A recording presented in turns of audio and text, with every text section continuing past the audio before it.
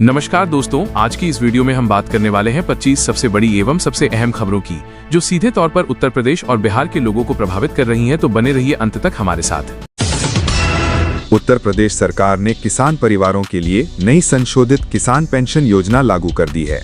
इसमें 60 वर्ष से अधिक उम्र के किसानों को अब पहले से अधिक मासिक सहायता मिलेगी और आवेदन प्रक्रिया को पूरी तरह डिजिटल कर दिया गया है। सरकार ने दावा किया है कि इस स्कीम से लगभग 45 लाख किसानों को लाभ मिलेगा। साथ ही जिन किसानों के आवेदन लटके हुए थे, उन्हें दिसंबर की शुरुआत से पेंशन की पहली किस्त जारी करने की तैयारी चल रही है, ताकि भुगतान में देरी ना हो। यूपी पीएससी ने इस वर्ष की सबसे बड़ी सरकारी भर्ती अभियान की आधिकारिक घोषणा कर दी है। आयोग ने बताया कि लगभग 1.15 लाख पदों पर नियुक्तियों की प्रक्रिया अगले हफ्ते से शुरू की जाएगी। इस बार तकनीकी, स्वास्थ्य, राजस्व और शिक्षा विभागों में सबसे ज्यादा अवसर खोले गए हैं। परीक्षा प्रक्रिया को अधिक पारदर्शी बनाने के लिए ऑनलाइन वेरिफिकेशन और रिकॉर्डिंग सिस्टम जोड़ा गया है। आयोग ने युवाओं को सलाह दी है कि वे नए सिलेबस और पैटर्न को ध्यान से पढ़कर ही तैयारी शुरू करें। प्रधानमंत्री के 2 दिवसीय यूपी दौरे के दौरान वाराणसी और लखनऊ में कई बड़ी विकास परियोजनाओं का उद्घाटन किया गया। पीएम ने कहा कि अगले साल तक राज्य में स्मार्ट ट्रांसपोर्ट नेटवर्क को और मजबूत किया जाएगा। उन्होंने काशी में 5000 करोड़ की परियोजनाओं की शुरुआत की, जिसमें इलेक्ट्रिक बस कॉरिडोर और नया टूरिज्म रूट भी शामिल है।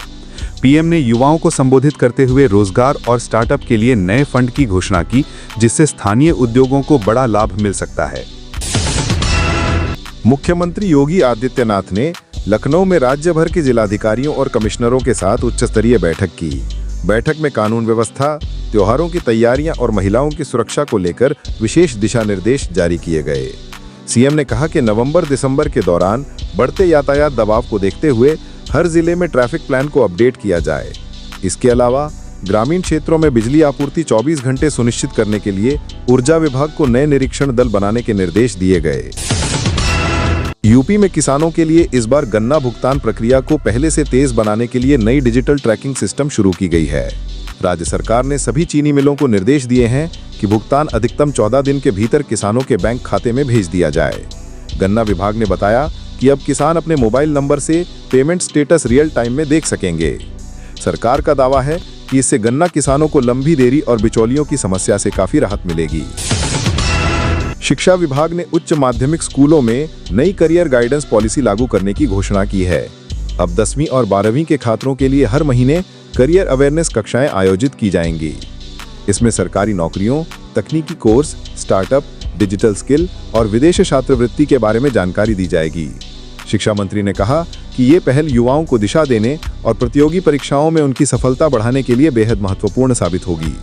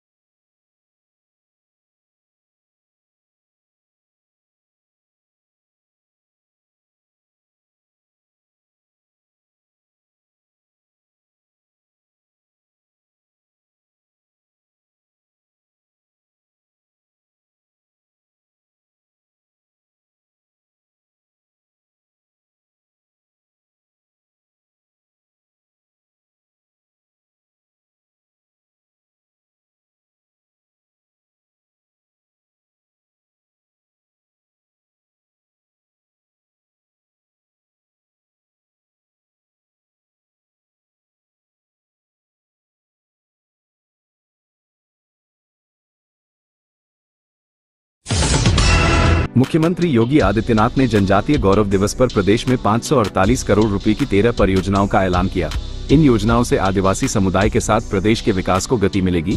गन्ना किसानों के रिकॉर्ड भुगतान को भी सरकार ने सफलता बताया।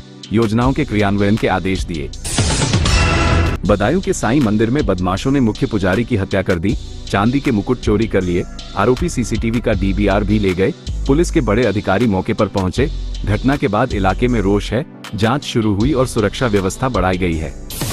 लखीमपुर के उचौलिया में देर रात पुलिस और बदमाशों के बीच मुठभेड़ में एक बदमाश के पैर में गोली लगी। पुलिस ने उसे साथी समेत गिरफ्तार किया। तीसरा बदमाश भाग निकला। पूरे इलाके में पुलिस की गश्त बढ़ा दी गई। स्थानीय लोगों को सतर्क रहने की सलाह दी गई है। प्रयागराज में 11वीं की छात्रा की हत्या कर दी गई। लड़की की गर्दन और सिर पर 7 वार किए गए। 5 दिन से लापता छात्रा का स्कूल बैग सिंदूर की डिबिया के साथ मिला। पुलिस जांच में जुट गई है। मामले में कई पहलुओं पर जांच जारी है। इलाके में सनसनी फैल गई है। बलरामपुर जिले में पहली बार मखाने की खेती शुरू हो रही है। उद्यान विभाग ने मछली पालकों को सिंघाड़ा और मखाना की खेती से जोड़ते हुए योजनाएं बनाई हैं। इस बार करीब 10 हेक्टेयर में सरकारी मदद से खेती करवाई जाएगी। किसानों को सीधे लाभ मिलेगा। नई शुरुआत की सराहना हो रही है। श्रीधाम एक्सप्रेस में मथुरा जंक्शन पर बम की सूचना मिलने पर अफरा तफरी मच गई। बम निरोधक दस्ते ने मौके पर पहुंचकर कोच की तलाशी ली। राहत की बात रही कि किसी भी तरह की संदिग्ध वस्तु नहीं मिली। यात्रियों को सामान्य रूप से यात्रा करने की अनुमति मिल गई। हरदोई के हरपालपुर थाना क्षेत्र में युवक की ससुराल में संदिग्ध हालत में मौत हो गई। युवक का शव सड़क किनारे पड़ा मिला। पुलिस ने शव को पोस्टमार्टम के लिए भेजा। जांच शुरू की गई। परिवार में शोक की लहर।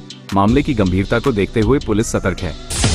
पीलीभीत के नो मैंस लैंड में अवैध कब्जों की जांच करने राजस्व और एसएसबी अधिकारी पहुंचे। स्थानीय लोग प्रशासन से कब्जा मुक्त कराने की मांग कर रहे हैं। अधिकारियों ने क्षेत्र का निरीक्षण कर रिपोर्ट तैयार की। जल्दी कार्रवाई तय मानी जा रही है। ग्रामीणों ने राहत जताई है। सोनभद्र जिले में पत्थर खदान धंसने से बड़ा हादसा हो गया। मलबे में कई मजदूर दब गए। एनडीआरएफ और एसडीआरएफ की टीमें मौके पर पहुंची और राहत बचाव कार्य चल रहा है। अब तक 2 मजदूरों की मौत की पुष्टि हो चुकी है। प्रशासन ने भारी संख्या में टीमों को लगाकर राहत दी। इसमें जीरो पॉवर्टी अभियान तेजी से लागू किया जा रहा है, जिसमें पहले चरण के तहत यह सुनिश्चित किया गया है कि सभी पात्र परिवारों तक पीएम किसान, वृद्धावस्था पेंशन और अन्य सामाजिक सुरक्षा योजनाओं का लाभ बिना देरी पहुंचाया जाए। किसान पेंशन के लिए यूपी सरकार ने नई योजना का ऐलान किया है, जिससे 60 वर्ष से ऊपर सभी किसानों को प्रतिमाह 4000 रुपए पेंशन देने पर विचार चल रहा है। तो दोस्तों, ये थी आज की 25 सबसे बड़ी यूपी की खबरें। अगर आपको वीडियो पसंद आया हो तो लाइक करें, शेयर करें और सब्सक्राइब करना ना भूलें। अगली बड़ी अपडेट के साथ फिर मिलेंगे।